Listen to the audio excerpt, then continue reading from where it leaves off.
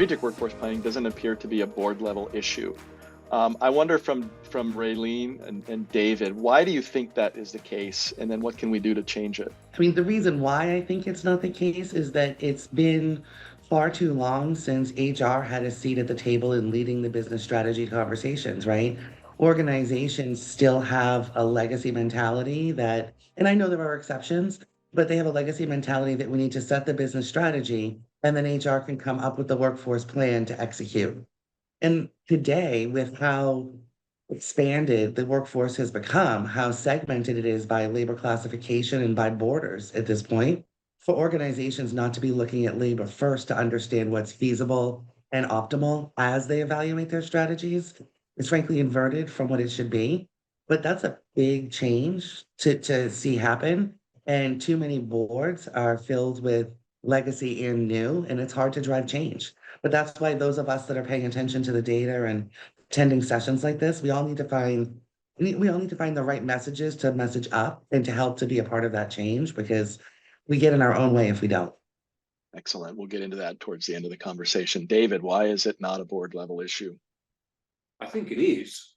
I just don't think that board level people necessarily realize that they're talking about it, even when they think they're not. I looked at an organisation that shall remain nameless, which presented to its CEO a bunch of plans and drivers around its workforce strategies, and there the CEO was coming back with the questions about cost. Now, some of those questions, apparently we're talking about spans and layers and organizational design and health, but actually he was talking about cost in every single example.